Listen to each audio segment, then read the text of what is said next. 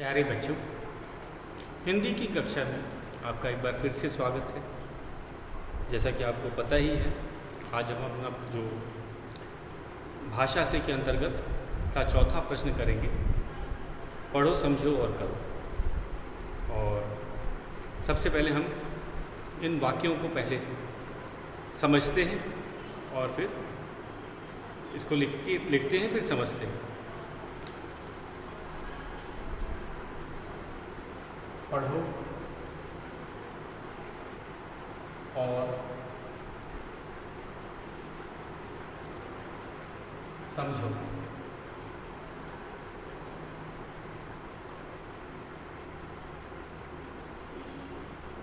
पढ़ो और समझो और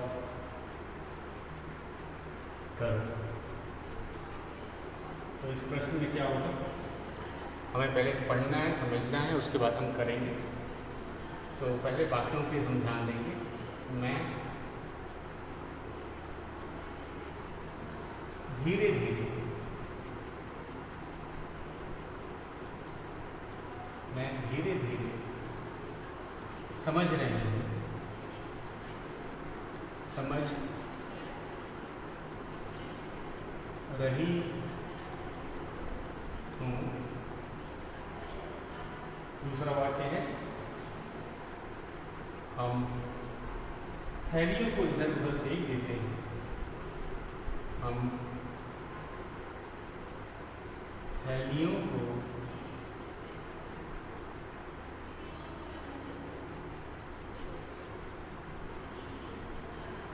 इधर उधर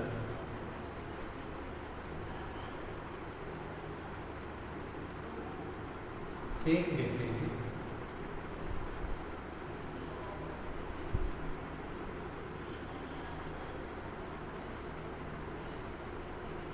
फिर है आजकल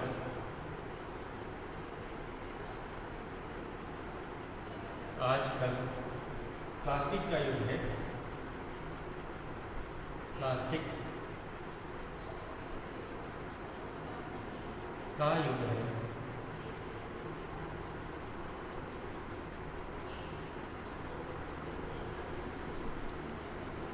तो इन वाक्यों में जो हमने ये जो इन शब्दों को जब देखेंगे, रेखांकित जो है धीरे धीरे, इधर उधर और आजकल, इन शब्दों के साथ हम देखेंगे मैं धीरे धीरे समझ रही हूँ।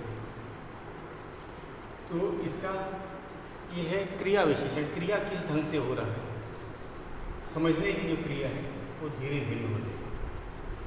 दूसरा है क्रिया, इसमें फेंक देते हैं, इधर उधर। तो जो क्रिया की विशेषता बताता है, फेंकने का काम किधर हो रहा है, इधर उधर फेंकने। आजकल प्लास्टिक का युग है। तो आजकल ये क्या है, क्रिया विशेषता। ये युग कब का है, आजकल का, अभी का। तो ये जो शब्द है ये क्रिया विशेषण है। क्रिया विशेषण जो क्रिया की विशेषता बताता है। वे शब्द जो क्रिया की विशेषता बताते हैं उन्हें हम क्रिया विशेषण कहते हैं। और इसके साथ इसकी एक और खासियत है कि ये अविकारी शब्द होते। विकारी मतलब इनमें कोई बदलाव नहीं आता,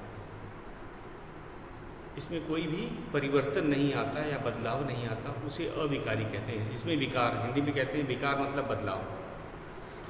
विकार, इसमें कोई भी विकार या बदलाव नहीं आ रहा है, और ऐसे शब्दों को अविकारी शब्द कहते हैं। जैसे उदाहरण के, इसमें किसका बदलाव नहीं आता, चाहे लिंग हो, चाहे वचन हो, चाहे कारक हो या काल हो, इन चारों चीज़ में कोई बदलाव नहीं आता। जैसे कि मैं धीरे धीरे समझ रही हूँ, इससे इस वाक्य में पता चलता है कि रही है स्त्रीलिंग के लिए। अगर ये वाक्य मैं किसी पुल्लिंग के लिए भी रख सकता हूँ, इसमें धीरे धीरे को हमें बदलना नहीं पड़ेगा। नहीं तो क्रिया क्या है, क्रिया काल और वचन के अनुसार बदल जाती है उसका रूप। लेकिन इसमें देख रहे हैं, अगर मैं यहाँ लड़के के लिए इसका प्रयोग करता हूँ, मैं धीरे धीरे समझ रहा हूँ, कभी भी धीरे धीरे में कोई बदलाव नहीं आया, कोई विकार नहीं आया। तो यही हमें बताता है कि यह अविकारी शब्द है। इस पे क्रिया, काल, वचन, कारक आदि का कोई बदलाव नहीं आता। तो इन सभी के यही उदाहरण हैं। तो ऐसे शब्द जिन पर जो शब्द क्रिया की विशेषता बताते हैं वो क्रिया विशेषण कहलाते हैं। तो बड़ा आसान परिभाषा है। क्रिया विशेषण की परिभाषा क्या है? जो शब्द क्रिया की विशेषता बताते हैं उन्हें हम क्रिया विशेषण कहते हैं। और अभी हमने परिभाषा में ही बता दिया, इनमें कोई बदलाव नहीं आता। अब आते हैं हम पाठ में से 5 क्रिया विशेषण शब्द चुन कर लेते हैं। अब हमें क्या करना है? पाठ में से क्रिया विशेषण शब्दों को चुनना है और हम यहाँ पे लिखेंगे। तो चलते हैं पाठ की तरफ, इसे मिटा देते हैं। तो पाठ में से, पाठ मतलब छठा पाठ, तो हमारा छठा पाठ है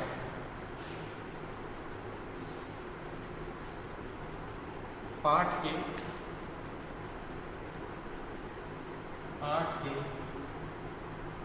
5 क्रिया विशेषण शब्द, क्रिया विशेषण शब्द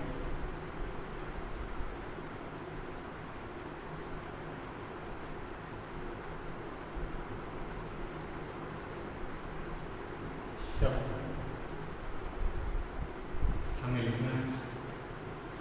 तो पहला है,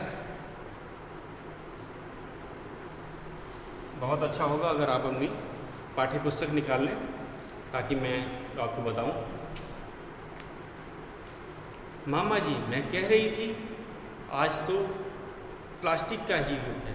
जिधर देखो, तो देखो, जिधर देखो, तो जिधर जो शब्द है वो क्रिया विशेषण।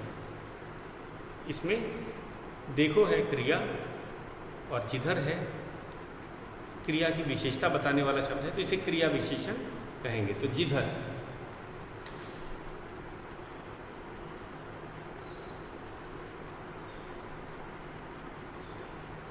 जिधर। दूसरा है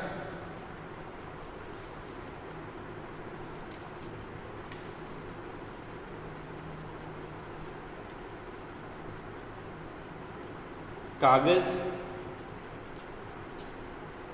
कपड़े या लकड़ी की वस्तुएं फेंके जाने पर कुछ महीनों में मिट्टी में घुल मिल जाती। घुल मिल जाना, तो घुल मिल जाना, घुल मिल एक क्रिया विशेषण। इसका क्रिया से हम कहेंगे इसका लिंग वचन कारक पे कोई इसका असर नहीं पड़ता, तो घुल मिल जाना।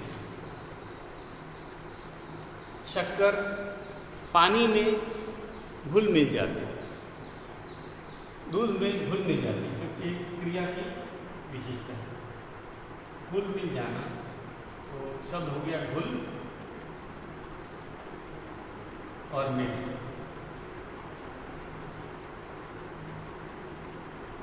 तीसरा है, चौथा, पांचवा,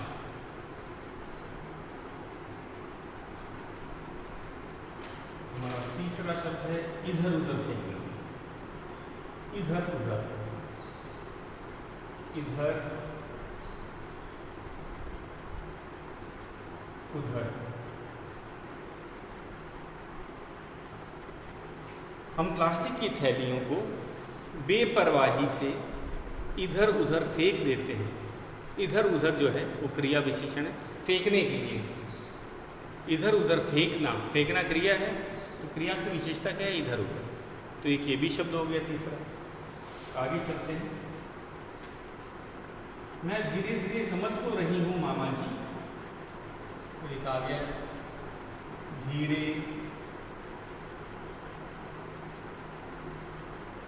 धीरे,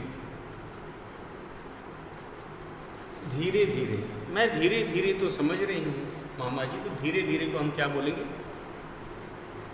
क्रिया विशेषण। समझने की जो क्रिया है कैसे हो रही है? धीरे धीरे।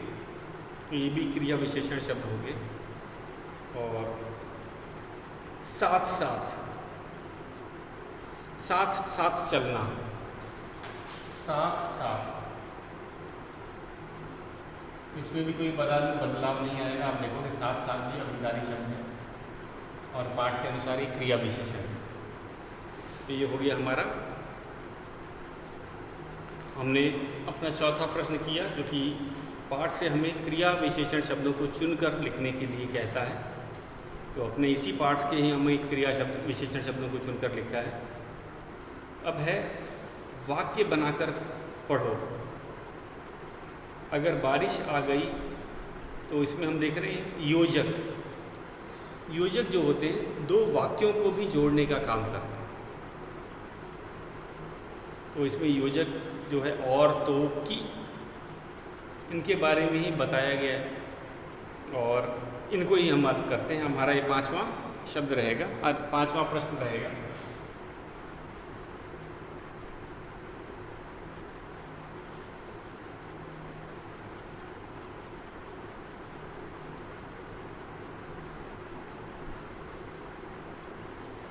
हमारा 5वां प्रश्न है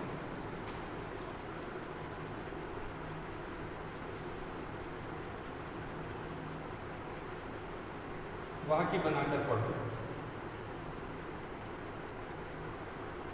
वाक्य बनाकर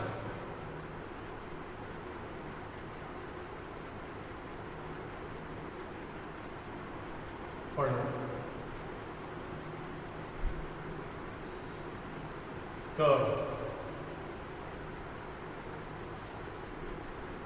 अगर बारिश आ गई, लिख लेते हैं। अगर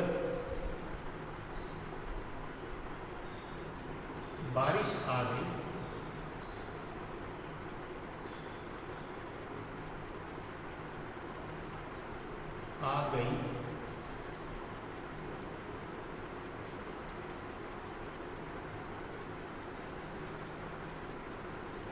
और, तो योजक दे रखे और। तो ये योजक क्या होते हैं? दो शब्दों या दो वाक्यों को या दो हम कहेंगे वाक्यांशों को जोड़ने का काम करते हैं। तो योजक क्या करते हैं? दो वाक्यांश हो सकते हैं, दो शब्द भी हो सकते हैं या दो वाक्य हो सकते हैं, इनको जोड़ने का काम करते हैं। और तो की पे छोटी ई की मात्रा है की। ये एक वाक्य हो गया। दूसरा है हमारा ख। मुझे तो लगता है, मुझे तो लगता है।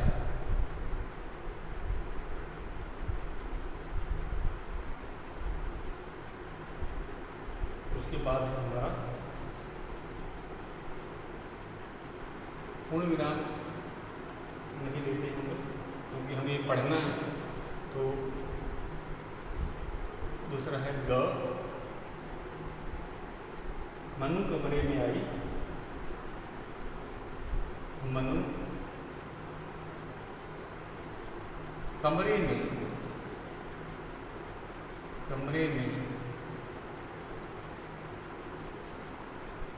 आई। घ। यदि तुम समय पर आ गए,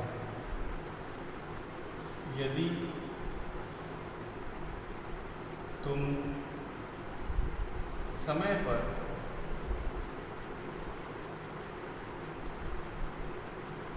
आ गए,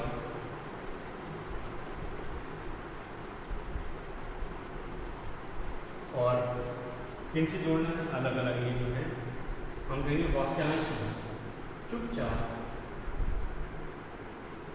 चुपचाप पढ़ने बैठ गई, पढ़ने बैठ गई।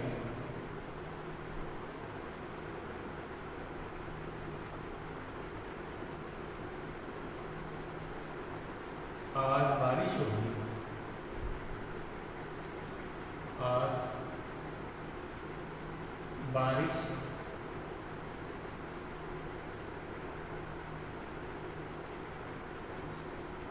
होगी।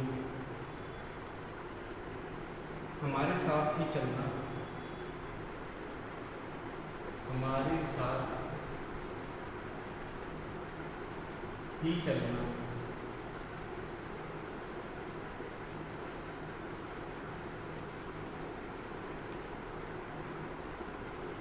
मैं स्कूल नहीं जाऊंगा, मैं स्कूल नहीं जाऊंगा,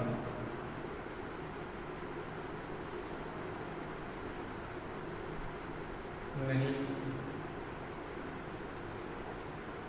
जाऊंगा,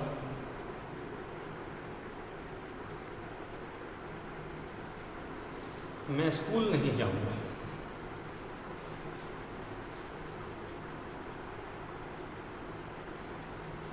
अगर बारिश आ गई, चुपचाप पढ़। इसके अंदर हमें योजक को लेकर के वाक्य को पूरा करना।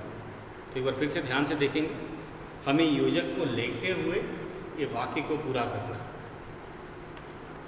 और का क्यों हम प्रयोग करते हैं? जब किसी उसी से संबंधित कोई घटना बतानी हो, जैसे आज बारिश आ गई तो हमारे साथ ही चलना। अगर बारिश आ गई तो हमारे साथ ही चलना, ये कहने के लिए हो सकता है, किसी को बुला सकते हैं कि बारिश आएगा तो हमारे साथ चलना। शायद कोई पिता या माँ अपने बच्चे के लिए ऐसी बात कहे। तो अगर आज बारिश आ गई तो हमारे साथ ही चलना, मतलब अगर बारिश आती है तभी चलना, नहीं तो अकेले भी जा सकते हैं। मुझे तो लगता है कि आज बारिश होगी। मुझे तो लगता है कि आज बारिश होगी। जरा मैं इसको रेखांकित भी कर दूं। मुझे तो लगता है कि आज बारिश होगी। तो ये वाक्य जो है, और इसे हमने पहले किया था, अगर बारिश हुई तो हमारे साथ ही चलना, या फिर हम इसका ये भी बना सकते हैं, अगर बारिश हुई तो मैं स्कूल नहीं जाऊंगा। ये दोनों में ही सटीक बैठेगा, तो हम इसको ऐसे लिख सकते हैं, अगर आज बारिश आ गई तो हमारे साथ ही चलना। तो इसमें हम तो का भी प्रयोग करेंगे, तो का प्रयोग करेंगे, हमारे साथ ही चलना। दूसरा है, मुझे तो लगता है कि आज बारिश होगी, ये तो हमने कर लिया। मनु कमरे में आई और चुपचाप पढ़ने बैठ गई। यहाँ हमने और का प्रयोग किया है। मनु कमरे में आई और चुपचाप पढ़ने बैठ गई। यदि तुम समय पर आ गए, यदि तुम समय पर आ गए तो हमारे साथ ही चलना। हम इसका ऐसे भी प्रयोग कर सकते हैं, तो हमारे साथ ही चलना। अगर बारिश आ गई तो मैं स्कूल नहीं जाऊंगा, ये भी ऐसे भी लिखा जा सकता है। तो इनके दोनों हैं। अगर आज बारिश आ गई तो मैं स्कूल नहीं जाऊंगा। एक बार मैं सभी को एक बार पढ़ लेता हूँ, आप देख लीजिए, क्योंकि इसमें जो तो वाला है, इसके साथ दो हमारे वाक्य बन रहे हैं, तो के साथ में। अगर बारिश आ गई तो, और दूसरा वाला है कि यदि तुम समय पर आए तो हम क और घ तो के साथ बना रहे हैं।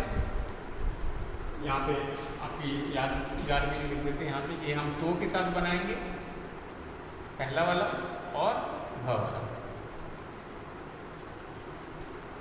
मुझे तो लगता है कि आज बारिश होगी, तो मुझे तो लगता है कि इसका घ एक की के साथ बनेगा। और मनु कमरे में आई और के साथ ही बनेगा। तो इस तरह भी हम लिख सकते हैं।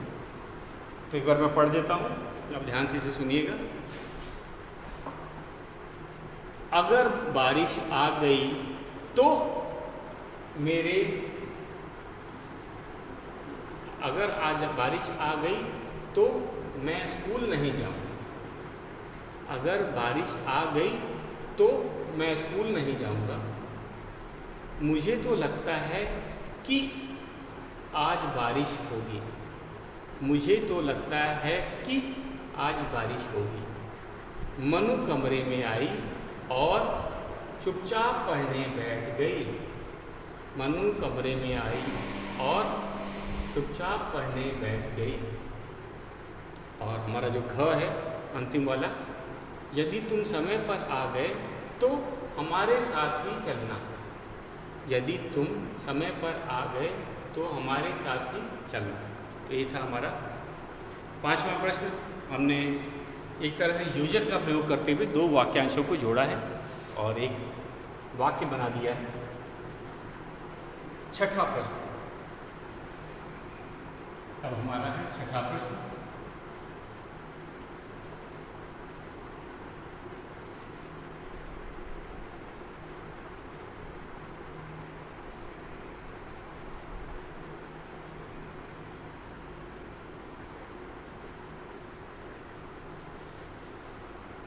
छठा जो प्रश्न है,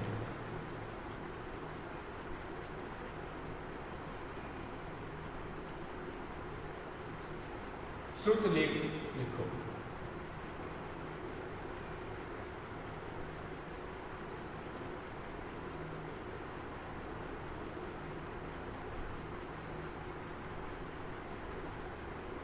लिखो। ये नए नए शब्द हैं, आपने इसका पहले श्रुत लेख मतलब सुनकर लिखना, लेकिन अगर हम गलत उच्चारण करेंगे तो हम गलत लिखेंगे भी।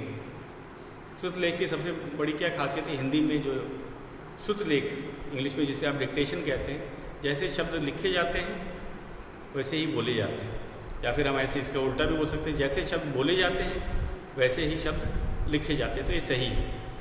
तो अगर हमारा उच्चारण गलत होगा तो अगर कोई शुद्ध लेख लिख रहा है वो गलत लिख लेगा, या अगर हम गलत लिख रहे हैं तो अगर उस शब्द को कोई पढ़ेगा तो उसका उच्चारण भी गलत हो।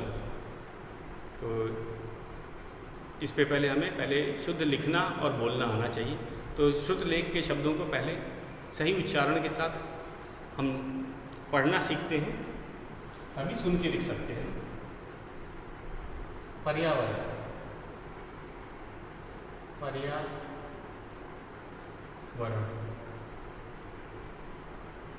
अगला है स्वास्थ्य, स्वास्थ्य। सुरक्षित, एक नए नए शब्द है, सुरक्षित।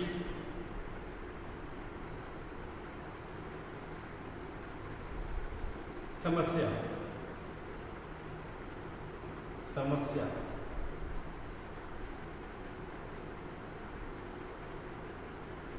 समस्याएं।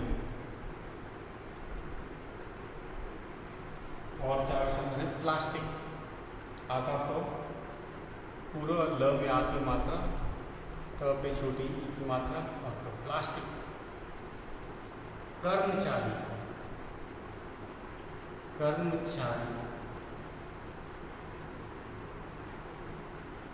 आवश्यकताएं, आवश्यकताएं।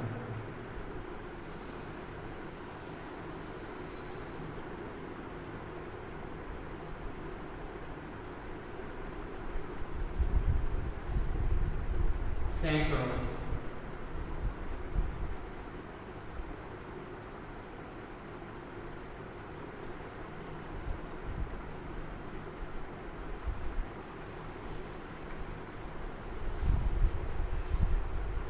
पर्यावरण। प के बाद र का उच्चारण किया जाता है, ये आपको पता ही है। पर्यावरण, स्वास्थ्य, सुरक्षित, समस्याएं, प्लास्टिक, कर्मचारी, आवश्यकताएं, सैकड़ों।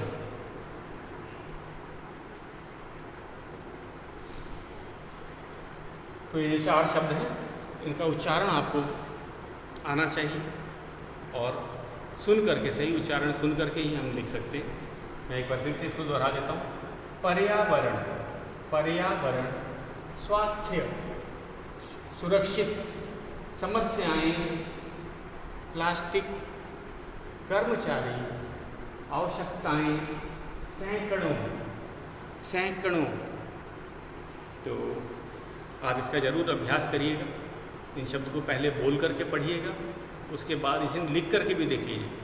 इसका डिक्टेशन भी आपको याद करना है। ये डिक्टेशन वर्ड्स हैं, इनका सही उच्चारण अगर आप करना बोलना सीख जाएं तो लिखना भी आ जाएगा। अब हम अपने अब करने की बारी पे चलते हैं।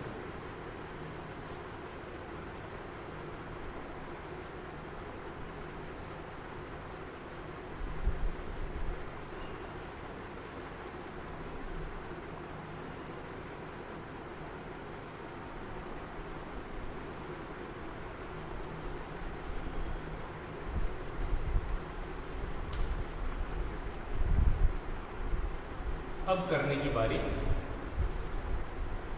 तो ये केवल क्रियाकलाप के प्रश्न होते हैं, इनको हम कैसे करते हैं आपको पता है। ये चर्चा के द्वारा ऑनलाइन क्लास में हमने इस पर चर्चा कर भी रहे हैं। तो ये अब करने की बारी। अब करने की बारी क है। ये सभी प्रश्न चर्चा करने के लिए, जैसे कि पहला वाला है, ये ऑनलाइन कक्षा में हम लोग इसको डिस्कस करेंगे कि तुम अपनी रोज़मर्रा की ज़िंदगी में प्लास्टिक की बनी चीज़ों को प्रयोग में लाते हो, उनकी सूची बनाओ, सोचकर लिखो कि उनकी जगह तुम कौन सी प्राकृतिक सामग्री का प्रयोग कर सकते हो। तो इसमें कौन सी प्राकृतिक सामग्री का प्रयोग कर सकते हो ये आपको बताना है। जैसे कि हम पॉलीथीन ही की बात करें, प्लास्टिक की थैली की जगह हम कागज़ या कपड़े की थैली का प्रयोग कर सकते हैं। उसी तरह आजकल बच्चे चाइनीज़ पेंसिल का प्रयोग करते हैं जो प्लास्टिक की बनी होती, और उसकी जगह हमें लकड़ी की पेंसिल का प्रयोग करना चाहिए। वो प्राकृतिक रूप से वो पर्यावरण को हानि नहीं पहुंचाती। तो इसी तरह आपको सोच करके एक सूची बनानी है। और कागज़ का उपयोग बार बार किया जा सकता है, बताओ तुम इसका प्रयोग कैसे कैसे कर सकते हो। शादी के कार्ड, डाक में आए लिफाफे, कॉपी के खाली पेज, उपहार लपेटने वाला कागज़ अखबार है। तो इसमें भी हमने चर्चा किया है, करेंगे कि शादी के कार्ड का आप क्या कर सकते हो। जैसे शादी का कार्ड जब आपको आता है घर में, लोगों के पास 10, 20, 50 कार्ड हो जाते हैं, तो उसको फेंका भी नहीं जाता है। तो उसका हम कैसे प्रयोग कर सकते हैं।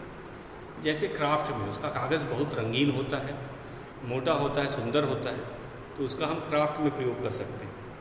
तो डाक के लिफाफे होते हैं, उसके अंदर हम अपनी ज़रूरी चीज़ें जो होती हैं कागज़ की, उसको संभाल के रख सकते हैं।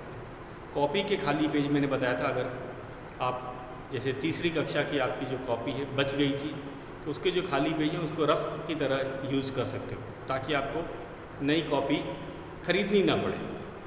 उपहार में जो लपेटने वाला कागज़ है, उसको आप अगर ध्यान से उसको उपहार को खोलते हो तो उसको आप अपने अगले दोस्त को देने के भी काम आ सकता है, उसको बिना फाड़े। तो उसका हम कहेंगे इसका दोबारा प्रयोग कर सकते हैं। अखबार का हम जैसे कि बताते हैं कवर बनाने के लिए इसका प्रयोग कर सकते हैं। तो कागज़ का एक बार से भी अधिक हम लोग प्रयोग किया जा सकता है। अगर आपको कुछ क्राफ्ट की चीज़ें बनानी है तो आप अच्छे कागज़ की जगह अखबार का भी प्रयोग कर सकते हैं। प्लास्टिक वरदान है या अभिशाप, इस पर हमने वाद विवाद प्रयोगता रखी है। बच्चे अपने तर्क बताएंगे कि प्लास्टिक वरदान है क्योंकि इसे मजबूत होती है, सस्ती होती है, टिकाऊ होती है, लेकिन अभिशाप भी क्योंकि ये बहुत से जीवों को और पर्यावरण के लिए भी काफ़ी नुकसान करती है। तो इसमें आप चर्चा करेंगे। वाद विवाद प्रतियोगिता हमने रखी है। और घ है हमारा, पॉलीथीन थैली का प्रयोग बंद करो।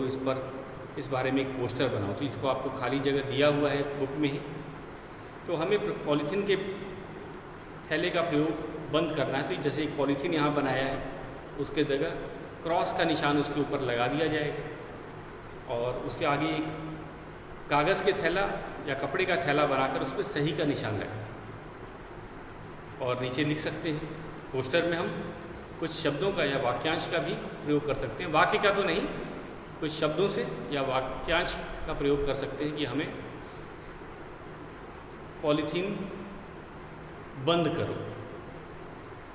पॉलीथीन पर्यावरण के लिए हानिकारक है, यह करके भी नीचे लिख सकते हैं, जैसे ये बना के। तो ये आज ये आप स्वयं करेंगे, या आपको स्वयं पोस्टर बनाना है। तो बच्चों आज के लिए बस इतना है।